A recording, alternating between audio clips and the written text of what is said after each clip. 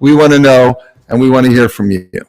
Okay, so we have people from all over the place here. This is exciting. People are joining us as we talk. All right. So the format is as follows. I like to look at the Torah and then find lessons that are for humanity, that every person could appreciate. So today we're going to go on a little journey, and we're going to talk about an ancient spiritual malady that the Torah, the Bible, speaks about, and something that doesn't exist today anymore. It's peculiar. It's very strange. But when we dig a little deeper, I think you'll find it fascinating. All right? That was the teaser. Why is this making so much noise? It's beeping and Are people joining? And you have notifications not signed? I don't know how to get rid of these notifications. Basically, yeah, I don't know. Anyway, who's watching and where? Oh, Kim is here from Syracuse, New York. So my uncle's the Chabad rabbi in Syracuse. And we have some people on go say hello to Rabbi Rappaport at Syracuse University Chabad. And then we have someone from Baltimore, Donna, welcome aboard. And then we have some people that are on YouTube as well. Is this thing going to continue making noise? Okay, let's jump right into it. The Torah tells us, and the name of the Torah portion that Jewish people read this time of the year is called Tazria and Mitzorah. It's a double Torah portion. Sort of sounds like the Tasmanian devil, but has nothing to do with the Tasmanian devil. How's that? Tazria. Okay.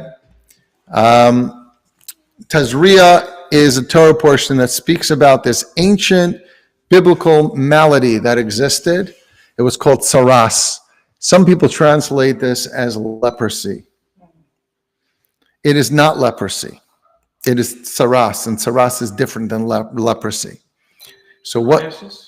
And it's different than psoriasis. Now we have a doctor here, so the doctor is going to give us all the clinical terms. But here's the deal: if you got tsaras in biblical times, which the Torah talks about, you don't see a doctor. Your doctor can't help you. No creams, no schmears, nothing can help. But it's skin. But it's skin related, but it's spiritual, and that's what we're going to talk about. And this thing is making so much noise. What is going on? Let's see something. Do not disturb. What happens? Lower the volume. On. Okay. Here we.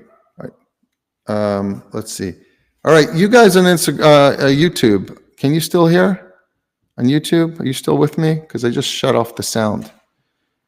Yes, what's up? You're live, 2 different live streams in YouTube. Yeah, I'm on 2 different accounts in YouTube right now. I'm on Rabbi Raps and Humans for Noah. Okay, so let's go back. Let's jump right into it. The Torah tells us if a person gets tsaras, which is a skin disease, which would cause a person's skin to turn white. We call it leprosy, but it's not leprosy. You go to a doctor if you have leprosy, or back in the day, right? Hopefully they could do something. No, this is tsaras. It's a spirit. The Torah is telling us if you get tsaras, you have to go to the priest, the Kohen, and only he could diagnose you. And no cream and no schmear and no antibiotics could help you, because if it does help you, it's not tsaras. So were these people shunned? They were kind of shunned. Now, they would get diagnosed from the Kohen, and they were sent outside of the camp to live by themselves for a week. You come back. Is it spreading? You go back out. Is it getting better? Now you could start the healing process. And what's the healing process? Again, no antibiotics, no creams, nothing. You have to immerse in a mikvah, a ritual bath. You have to do a very strange sacrifice where different items were taken and mixed with water, and the Kohen would sprinkle it on you, and then it would start to go away, and you brought a sacrifice. Okay? The Kohen, the adult? It could be any Kohen. I'm going to talk about that soon. All right. I've never seen anyone have tsaras. It doesn't exist today. Jewish people that read this part of the Torah, anyone who reads this part of the Torah says, all right, roll my eyes. This is weird. If I have a problem, I'll go see my doctor. I don't know why I'm reading this in the Torah. So the answer is it doesn't exist anymore. What caused you to get tsaras back in the day? The answer is excessive gossip. Are you serious? If you like to talk about people, and you like to chat about people's problems or how much money they're making or not making, and who's with who and who's not with who, and who's getting divorced and who's this and who's that, that's called lashon hara in Hebrew. We translate it as evil speech. And in biblical times, you got tsaras. Today, you don't get tsaras anymore. Now, some of you are thinking, that's great. Thank God we don't get tsaras, this ancient leprosy anymore, because that would suck. Yeah, but then people gossip. But then people gossip. But the thing is, people still gossip. Then they didn't gossip. The Rebbe has an interesting, the Lubavitcher Rebbe has an interesting take on this, as follows. He says, it was a good thing that once upon a time people were so spiritually sensitive that when they did something unhealthy spiritually, it broke out physically. They had a reaction. There was a symptom. Today, we're so spiritually insensitive that we could literally be harming our souls and we have no idea. And it's interesting about different ways about thinking about medicine. Now we have a doctor here. It could put me, you could clarify everything for me, but here's a thought. Some people, some approaches are all about treating the symptoms. I have a headache, I take a Tylenol. But if I keep taking a Tylenol and I don't look at the source, why do I have a headache? That could be a problem. There could be a bigger underlining problem that I'm ignoring. And God forbid it gets too big and then it's too late. So a Tylenol is good for once in a while, but if I'm getting a headache all the time, I got to go look what's the source. Spiritually is the same thing. If a person in ancient times broke out with a spiritual malady, it was a sign that there was a healthy connection between the body and the soul.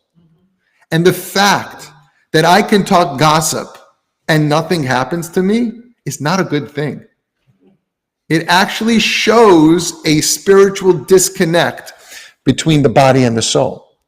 Once upon a time, people were more spiritually sensitive. And maybe it's not a good thing that we don't get tsaras today. Just an interesting perspective, right?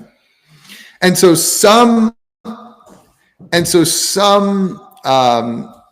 doctors will always treat the symptom, but a good doctor would focus on the source, the cause, the illness, and try to treat that. Today, we don't even have a symptom. That's where we're holding. So while many people, I said, oh, we don't have tsaras today. Some of you were like, oh, that's good. Well, is it really good? How are we harming ourselves spiritually? And we have no idea until after we leave this world. And we look back and we were like, oh, that wasn't a good idea.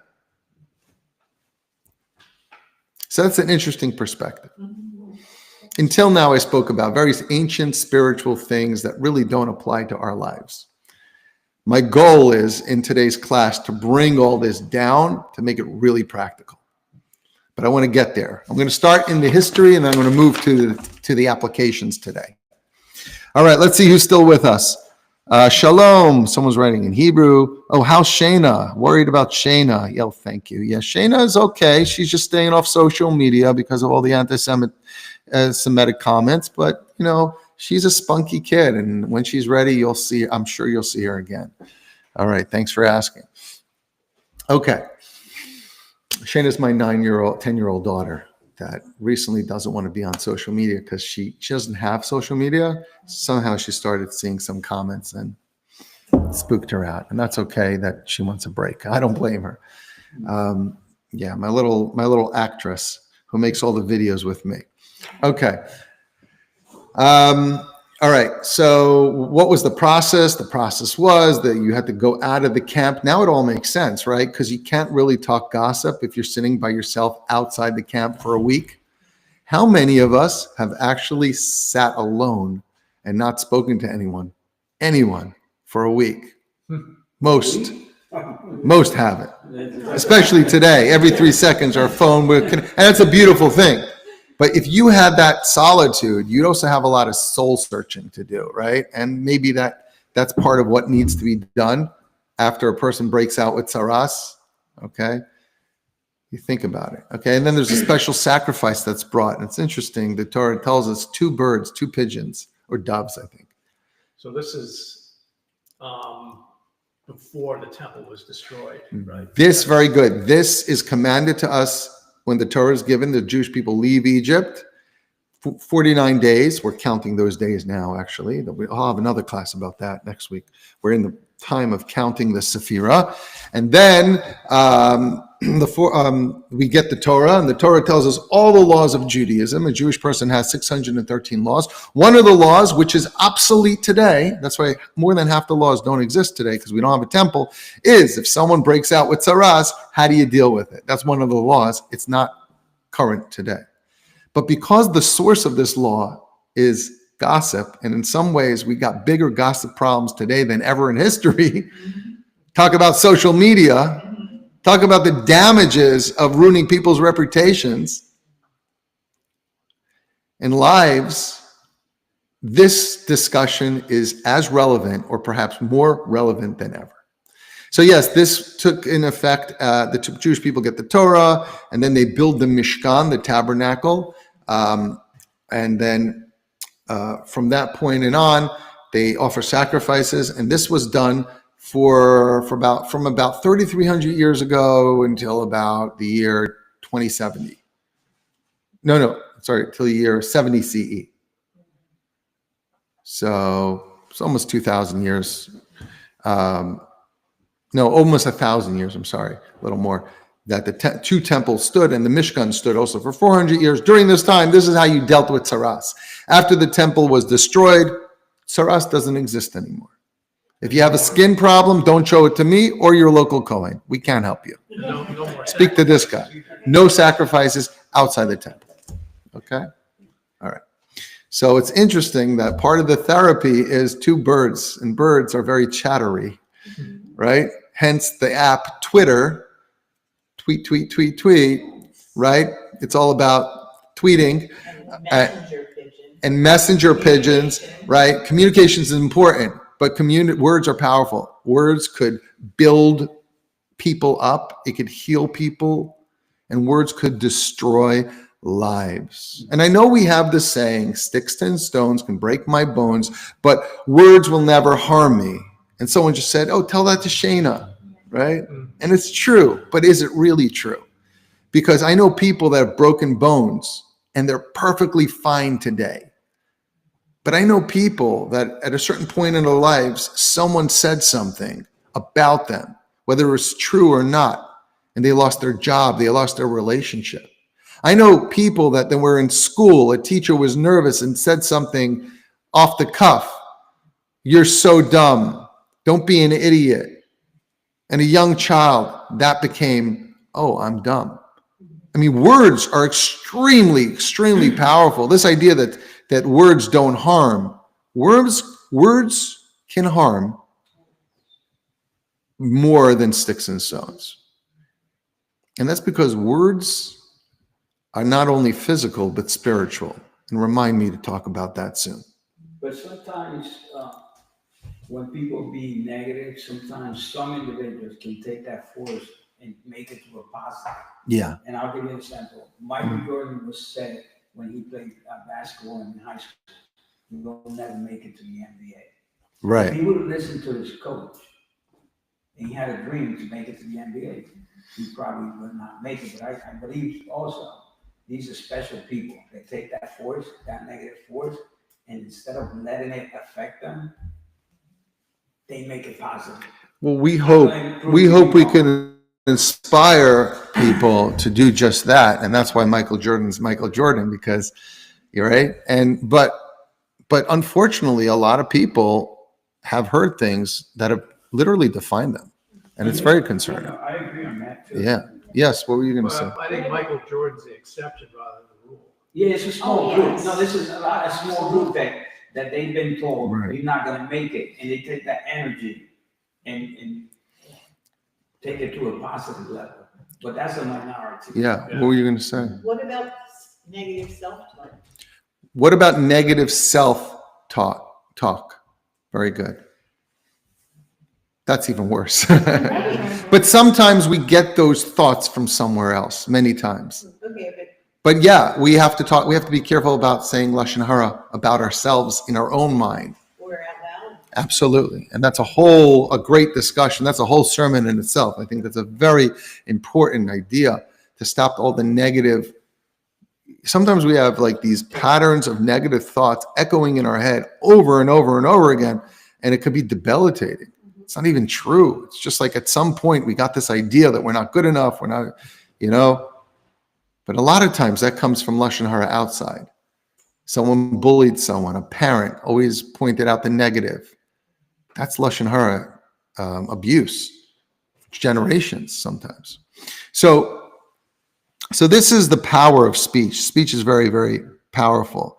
Talking about words, remember a very good phrase. Raise your words, not your voice, because it's the calmly falling waters that raise flowers, not the thunders. That's a nice one.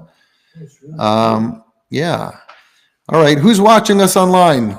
We'd like to know where you're watching from. We want to know who's with us. Who's with us? Okay. Yeah, we have someone watching us from Twitch. I don't even know what Twitch is. Just this one guy or girl. I don't know. Oh, hold on. Did I just lose something? Yeah, I'm back. All right. And I got to go like this because, all right.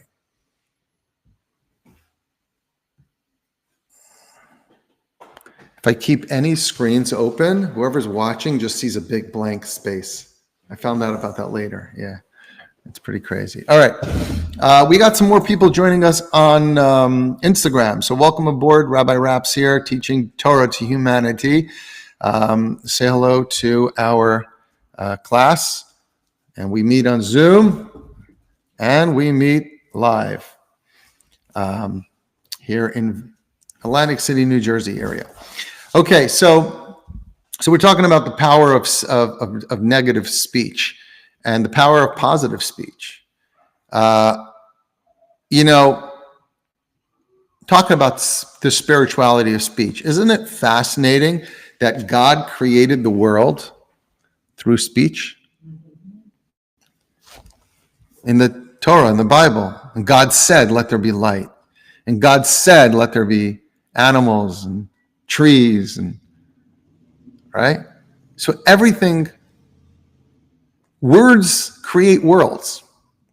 Maybe not worlds we can see with our eyes, but that's how God created our world. And when we speak, we are creating worlds. We believe that the words are, those vibrations exist.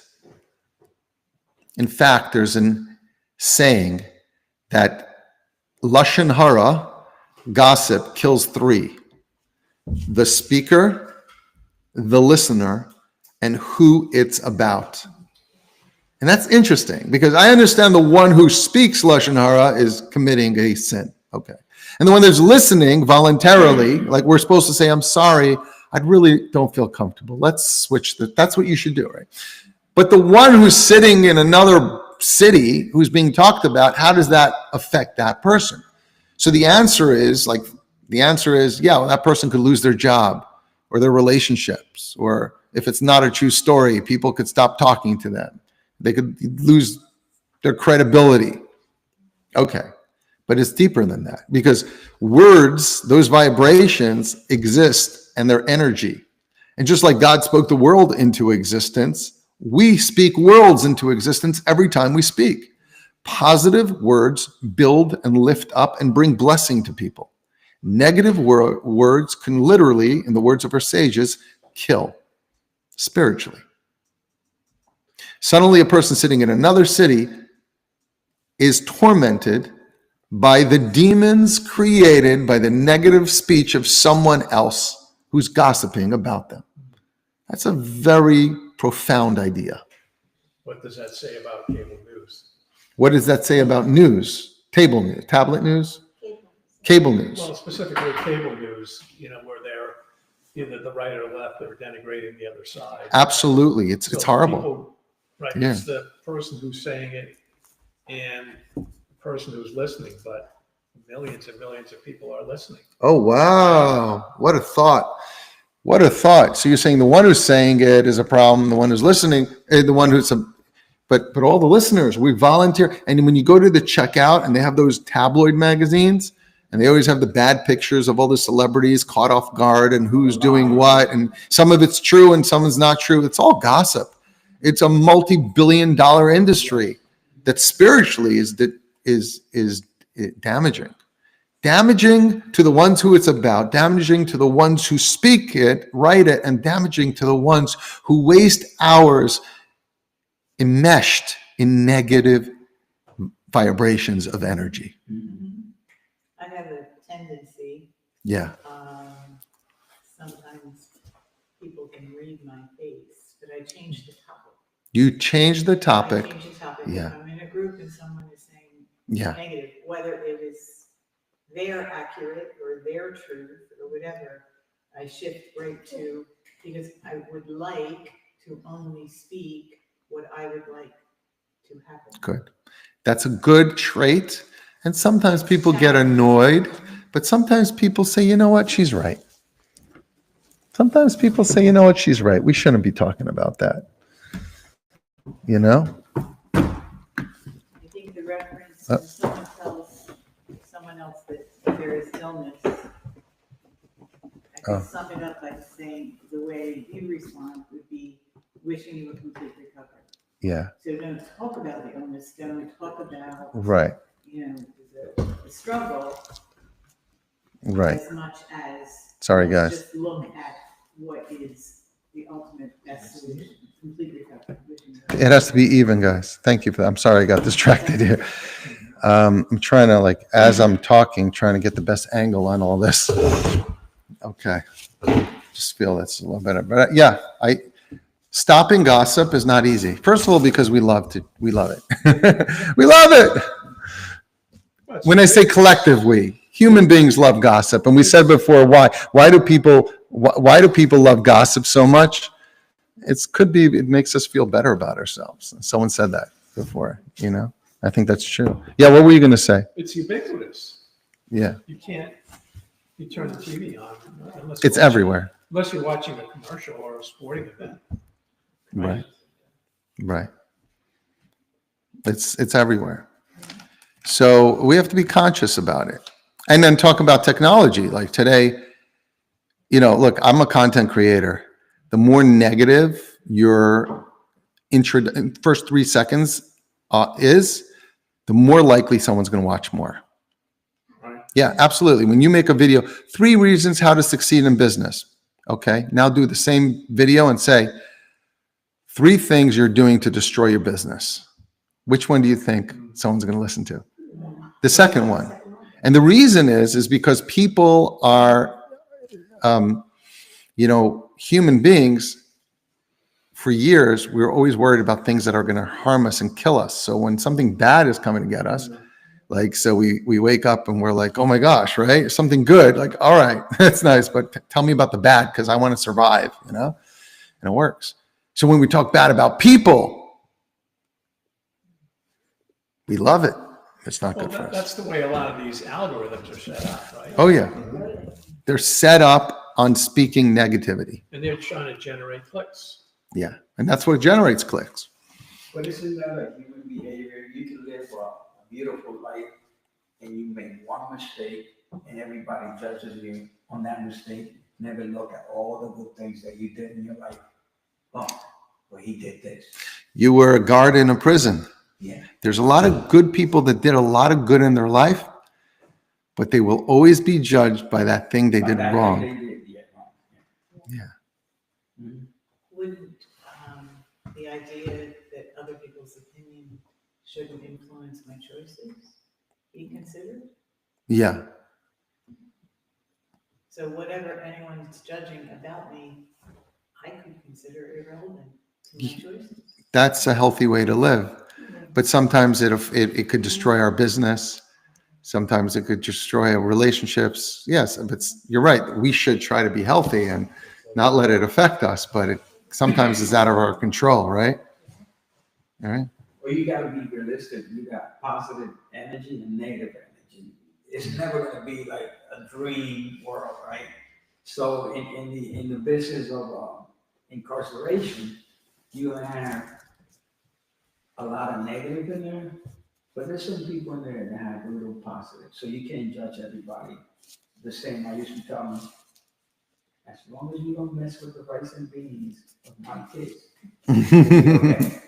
So meaning, if you start doing drugs, if you start making hooch, and you start getting weapons, I'm gonna do my job. There's other things that are minor that I will let go. Because Right. you can't be, we have officers there that are fightable, and you can't be fightable. You have to have a little flexibility.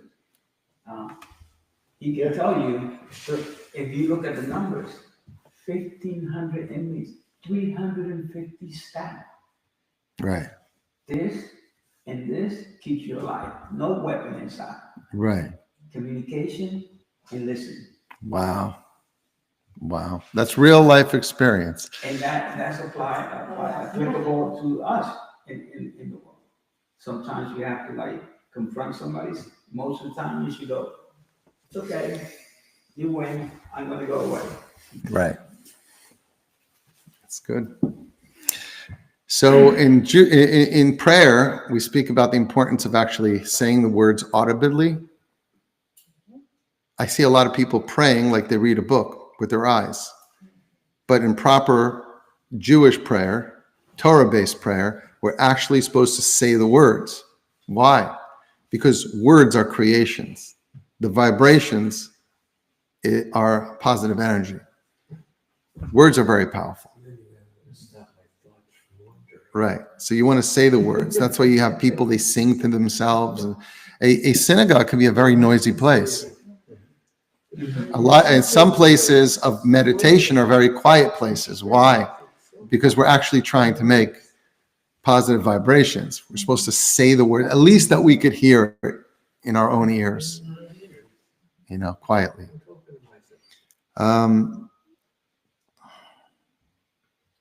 You're always talking to yourself. Lashon Hara. Oh, hey, Lashon Hara. The Okay. dumb judges. It's one of the things I do. In the Torah portion, it says sometimes saras would get so bad that it would spread to a person's belongings and even their home. So I'm like picturing like a fungus or like a mold. Like that's really starts on the person and keeps spreading. And everything has to be burnt, not the person, but the belongings has to be burnt. I wonder about that. How much is it just seeing something on your skin, or is it a metaphor? Like, how can the house, right? Is it a metaphor, or is it something that you can observe? Right. So is it a metaphor or something you observe? So as someone that believes in the Torah, I'd say, no, it's both. It's first of all, it's something you saw, but it also has a metaphor. But if someone told me, Rabbi, I can't believe that really exists, I say, listen, at least listen to the message. That's the most important part of it. You can't believe it exists. Okay, fine. Like, I don't need you to believe it exists, but it's something more important than whether it happened or not. And that is, what's the Torah trying to communicate to me? Of course, as a rabbi, I believe it actually happened. See, I just have to put that out there. Okay, good. Didn't lose my job. All right, good. Anyway, some more people are joining us. Welcome on Instagram. Welcome on YouTube. It's great to have you aboard. All right, let's move along. I love the story that goes something like this.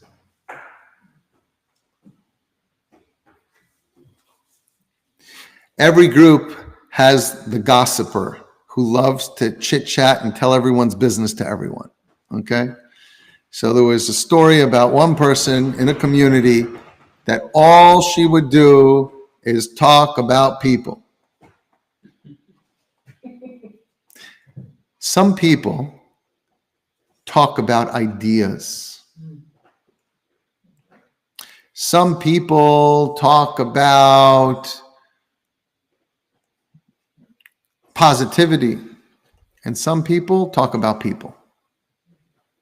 We want to be people that talk about ideas, not about people. If you're in a group of people and they're constantly talking about people, you're probably dealing with people who are removed from the deeper perspectives of life. More sophisticated people don't talk about people, you talk about ideas. Anyway, there was this woman that she was the gossip of the town. Everyone's business was in her mouth, and she would tell everything to everyone and judge everyone. And then one day she heard someone talking about her, how she's such a gossip, and it hit her so hard in the face. She was like, oh my gosh, it's so hurtful. I shouldn't be such a person. Is that how everyone feels when I talk about them? So she goes to the local rabbi and she says, please, I want to do something to repent. I want to become a better person. Is there anything I could do? The rabbi says, yes, but it's very difficult. She says, I'll do it. Just tell me. Do you have a pillow at home with feathers? Yes, I do. Take the pillow with feathers and go to the beach and take a knife, cut it open, and let the feathers go. She's like, all right, must be some kind of ancient Kabbalistic something. All right, she goes, takes the feathers, cuts the pillow, empties the feathers, they're blowing in the wind in all directions. And as this happens, she feels like a release. And she's like, oh, the rabbi was right. This is so great. She comes back to the rabbi and says, am I forgiven? And the rabbi says, not yet. She says, what now? Now go find all the feathers and put it back in the pillow. She says, that's impossible. To retrieve the words. And the rabbi says, exactly. You feel bad about all your gossip, but how are you going to take back the damage that was done? All the stories that you put out and you spoke about people, how do you take that back? Go try to find those feathers. You'll find a few, you could solve a couple problems, but it's beyond your control. The sages say, speaking gossip is like shooting an arrow. Gossip is like shooting an arrow at someone, not stabbing them with a knife. What does that mean? That means, God forbid, if I want to harm someone and I have a knife or a club, at any point I could say, I'm going to stop. I'm going to stop. I'll stop. But when you shoot an arrow, once you leave go, I want to stop. There's nothing you can do. The arrow's going, and it's going to do the damage, whether you regret it or not. And that's the danger of gossip. Once you open your mouth and you say something, you can never take it back. Even if you ask the person for forgiveness, the person says, yeah, but how do I fix my marriage? How do I get my kids to talk to me? How do I get my kids back in school? How do I get back my job? How do I get my house back? Like all the things that could happen because of gossip. You can't take that back. The rabbi tells this lady, now go get the pillows, put them back in the pillowcase. I can't. That's the problem. And that's why the sages say gossip kills. The one who says it, the one who listens, and the one who it is about. Another analogy that's given is a woman always spoke gossip, went to the rabbi, I want to heal, I want to do teshuvah, repentance. The rabbi says, go get a tube of toothpaste. The woman says, okay. She comes to the rabbi says, squeeze all the toothpaste out. She's like, okay, this is some kind of weird ancient Kabbalistic thing. So she squeezes the toothpaste out. It's all over the table. Am I forgiven now, Rabbi? No. Now put the toothpaste back in the tube. Oh, what a mess. Oh, what an, and that's the mess of gossip. Once it's out there, it's out there. You can't put it back. Once upon a time, we had a gift. It was called saras. When we were a person that started harming too many people, it broke out in our flesh. Our body was sensitive to our own spirituality. Today, we're so spiritually sick, we could be destroying our soul, and there's no way to even know what's happening. So how do you stop the person who's gossiping? Do you confront that person? So I think that one suggestion that was just given is to try to change the conversation. You could be direct about it and say, I'd rather not talk about this or about people. Or you could just, I got a call. Once you've heard, I'm saying because I had the philosophy of if you tell me something that somebody said, I said, you and I are going to go directly to that person and I'm going to confront them right there. So somebody's lying. Either this one is gossiping or this one is lying. And I did it and it was effective. Very effective. And then they said, don't say anything about Bill because he's going to walk right to him and he's going to stop the gossip. Because I believe I see it as a cut. It's bleeding. Well, you have to stitch it. Well, let me go directly to that source. Come with me. You said this. Come on. And in my lifetime, it was very effective. Yeah. That's a suggestion that you don't speak on anyone who's not in the room. Right. That's Right. a message. Yeah. By the way, talking about self-gossip, I once heard a story about a person who came to a rabbi and sat and for a long time and said, I'm so selfish and I'm so, insensitive and I'm so cruel, like just spoke about all these sins that this person does about themselves. And the rabbi says, stop. He says, I'm coming to you for advice. The rabbi says, I don't want to hear Lashon Hara. I don't want to hear gossip. He says, no, it's about me. And the rabbi says, gossip could also be about yourself. Those negative thoughts, they're destructive. Stop. Let's talk positive. That's why we wake up in the morning and there's a prayer. I showed it to you. Elokai neshama, God, the soul that you gave me is pure. Why do I have to tell God that? He knows. No, I got to tell myself that.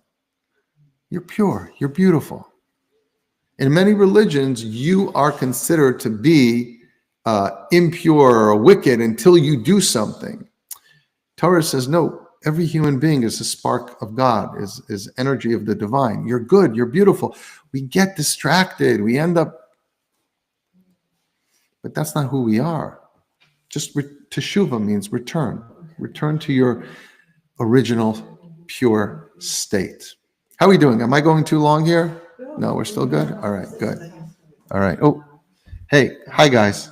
Oh, someone wrote Yenta, from Fiddler on the Roof, matchmaker, right? So Yenta is the one so the word Yenta in Yiddish is used for a person who likes to gossip a lot. So it's a perfect name for the Yenta, the matchmaker. I know this one, I know that one. And by the way, gossip is not only saying bad things, but gossip could be saying good things too. It depends how you're saying it. If you're just talking empty words if you're just talking about people for no reason, so-and-so just bought another house. Yeah. And did you see their car? Yeah. And they have another car too. They have matching cars in the driveway. Why are we doing that? Why are we talking about that person? What positive? Now, you could talk positively about people like so-and-so just dedicated a building, a hospital to help people. So now I'm speaking about good things and inspiring us. We should also do more mitzvahs. That's fine. But just talk about people's lives, that's considered Lashon Hara. I didn't say anything bad. But why is it necessary? I could say good things and I could infer bad things. Right?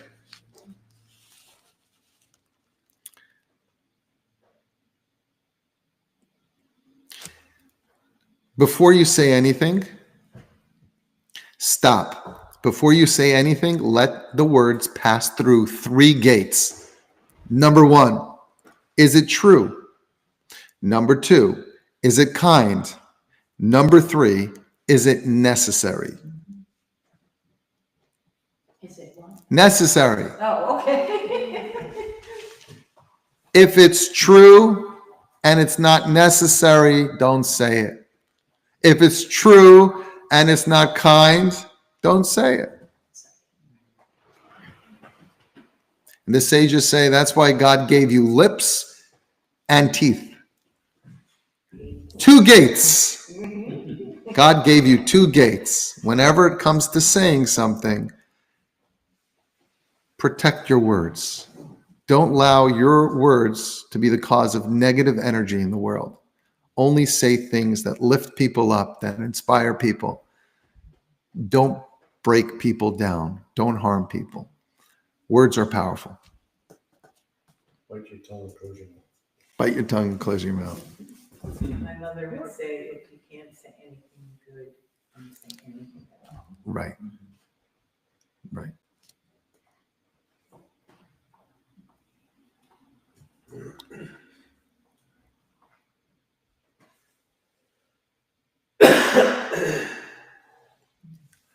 I love the story about the Baal Shem Tov. He once sent his students, goes to a certain city. They didn't even know what they're doing, but they got in the wagon, they went to that city. They were very religious students. So they got to an inn. They called over the innkeeper and asked 1,000 questions about the kosher.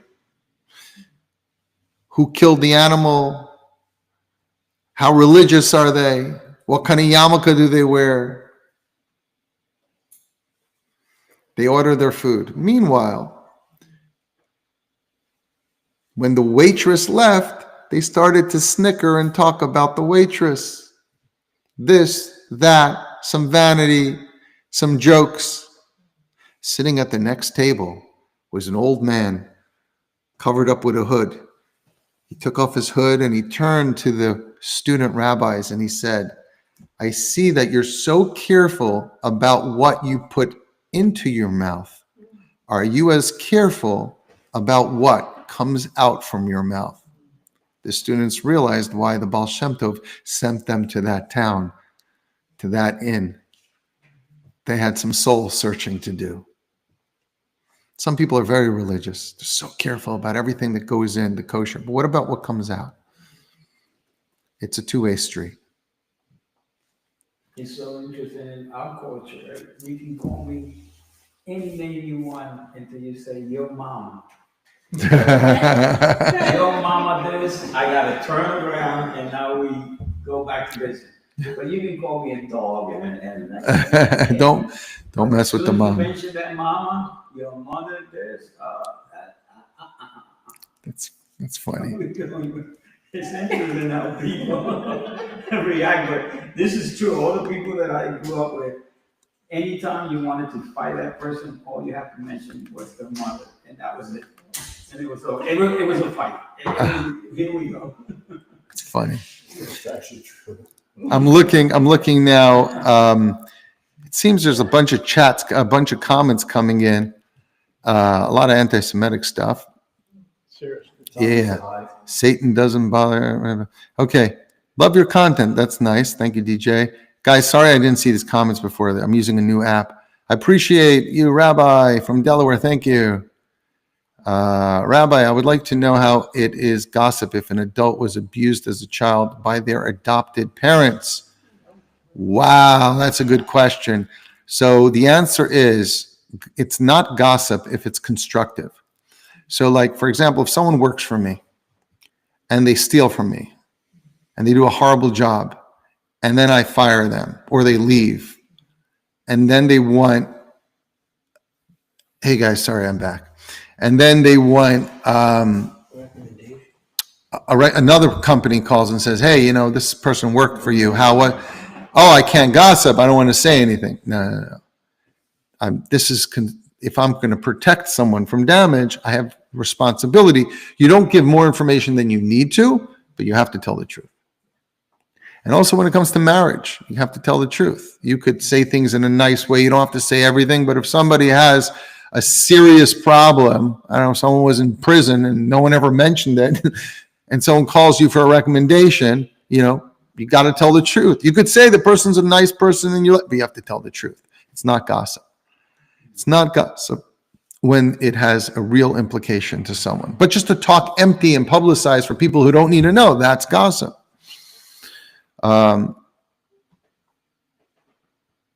Someone's writing, it tells me that writing can also be gossip. Columnists. Yeah. Dear Abby. Yeah. You know these apps.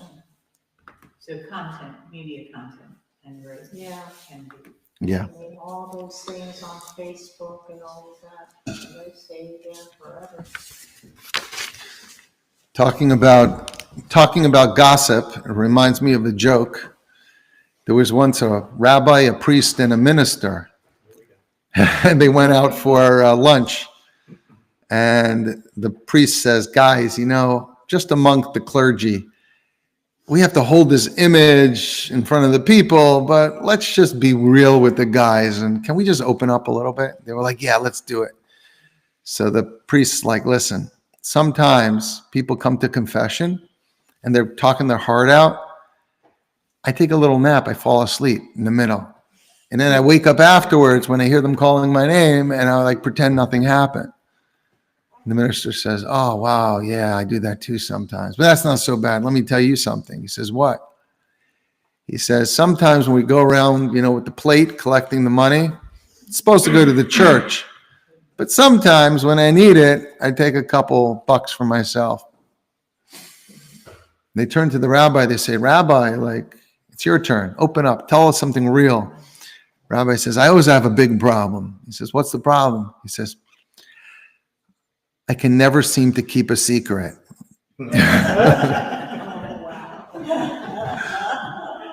So let me ask you this, how do this attach to social media? Is social media a way of gossiping?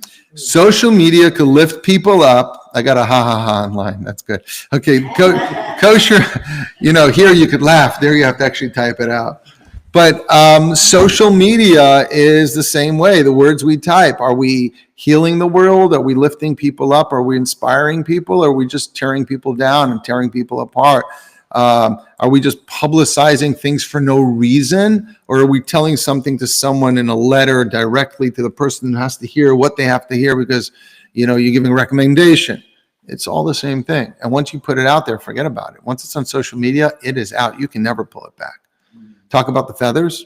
Once you put something out on video, it's there. The world has it. You could delete it on your thing, but someone already copied it and sent it out. I mean, there's stories of suicide, kids and suicide because of gossip, because of bullies, cyberbullying. Why? That's the danger. Once upon a time, you bullied someone in a village, you go to the next village, no one knows you, you're fine. Here, a kid gets a picture sent out to the whole world, and now you hear stories of suicide. So the sages say gossip kills. It can literally just kill. It can destroy lives.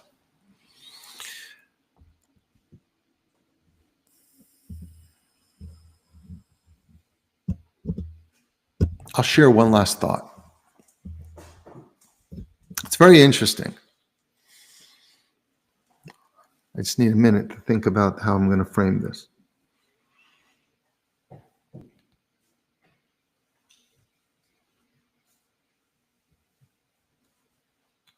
Okay.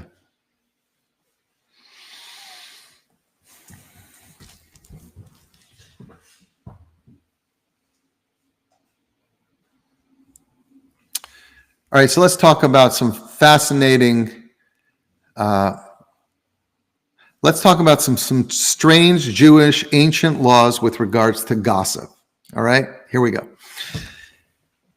A person got this, what do you call it? A person got leprosy or tsaras if they spoke negatively back in biblical times.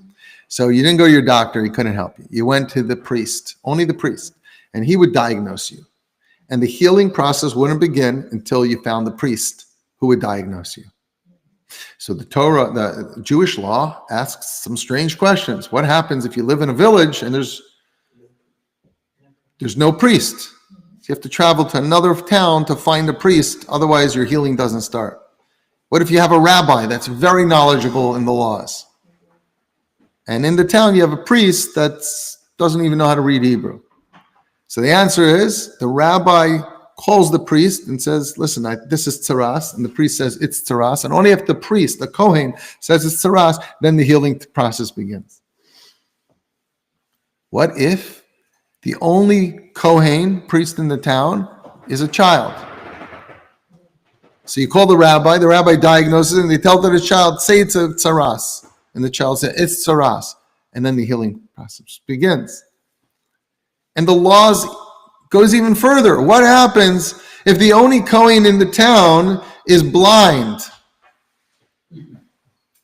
The same thing. The rabbi can't start the healing process. The only one who could call it tzaras, leprosy, is the Kohen. So he's blind. The rabbi says it's tzaras. He says it's tzaras. And now the healing process begins. The 7 days, the mikvah, the whole ceremony. Fine. Why? Why a Kohen? Why a Kohen? And by the way, for those who don't know, in the Jewish community, we are divided into 3 general groups. Israelites, me, and most of the congregation. We're the bottom of the barrel. And then there's the Levites, the helpers to the priests. We have a Levite right over here, an authentic Levite. Okay. And then you have a Kohen, someone who comes from the tribe of Levi, and they are father to son all the way back. They're the priests of the Jewish people. So you have to find such a person. Why? So it's interesting that the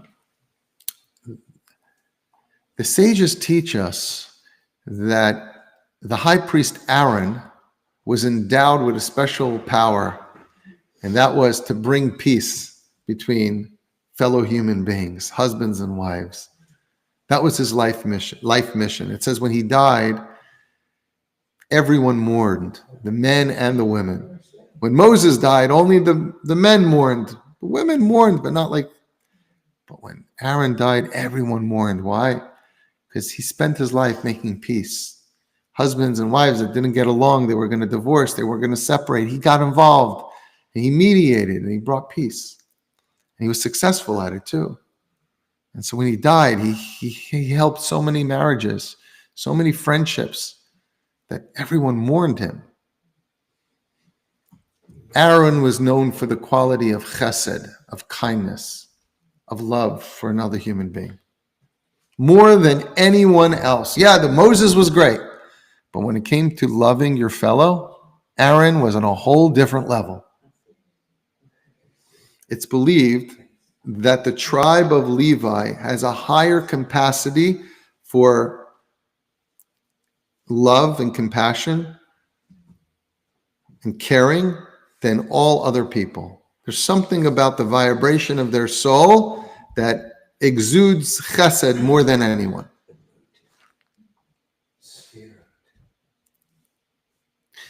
If we want to diagnose someone with a negative trait, if you want to tell someone about their problems, there's 2 ways to say it. You could say it because you're annoyed. How many spouses have been trying to change their spouse for 10, 20, 50, 60 years? But you don't change anyone because we're always annoyed. So no one's listening. There's only one way to possibly inspire someone, and that's through love. When someone feels that you truly care about them, when someone feels that you truly love them, they'll listen to what you have to say. But if they sense any annoyance, they'll block you out. And the louder you say it, the further they'll be. They might be nodding their head yes, but they've closed their heart and ears no a long time ago. People don't change people. People change themselves, but might be inspired by other people. someone has a spiritual problem, they gossip too much. In order to begin the healing process, someone has to diagnose you. But it has to be the Kohen. It has to be a person who's most likely going to do it from love. Because then there's a possibility for healing. And that's why only Kohen could call the shot. It's a fascinating teaching, but a powerful lesson to us in our own lives. We all have people that we're trying to inspire. We all have people we're trying to guide. It might be our kids. It might be our student. It might be our spouse. It might be our neighbor. And sometimes the people so close to us are the people that aren't going to listen to anything we say. And if we really want to be effective, we have to ask ourselves a question. When I speak, am I speaking with pure love? And if I'm not, stop speaking, because no one likes criticism. Very few people have the self-confidence, the humility to accept other people's criticism. If you want someone to change, give them 10 authentic compliments. Let them know that you really love them. If you tell them throughout the day 10 times how much you love them and it's genuine, and at the end of the day you say, there's something I want to talk about, you might get through to the person. But how many people do we know that every interaction with the people they're supposed to love are interactions of annoyance and stress and, God forbid, even anger? And then we wonder why the people in our lives aren't listening to us, aren't changing.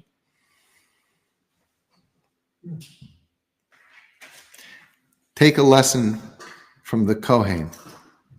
The Kohen is the only one that's allowed to diagnose a person's tsaras.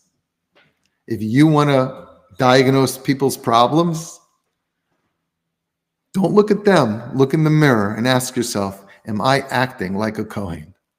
And if not, do some inner work, act like a Kohen, start sharing love, and I promise you, you'll have a much better success rate at inspiring other people. And I think it's amazing. We took an ancient law of tsaras in the Bible, in the Torah, that most people would look at this law and roll their eyes and say, this is so like biblical. I don't even know if I believe this. But if we turn the page without exploring the meaning behind this story and these laws, we are robbing ourselves of a world, a wealth of powerful, inspiring, deep spiritual messages that can make our lives better and the lives of everyone that we interact with. So let's be like a Kohen, a real Kohen. Let's learn to compliment people. Remember, our words are meant to heal people, and our words should be medicine, not poison. That's an interesting line. Look, our sages say that words are powerful. Words could be medicine, or words could be poison. Your words could heal, or your words could destroy and kill. Let's measure our words carefully. Thank you guys for joining. All right, guys, those that were watching, is anyone here that was watching? I see a lot of people came and gone online. Anyone here actually was watching the whole class or majority of the class? I'd love to hear from you. And if you have any comments or questions, I'd love to hear from you too. A lot of people aren't capable of feeling love. Yeah, you're right. Thank you very much, Rabbi. You're welcome. All right. Well, I hope you enjoyed the class. Shalom. And next week, same time, same place, 7 o'clock, good for everyone? All right. Take care.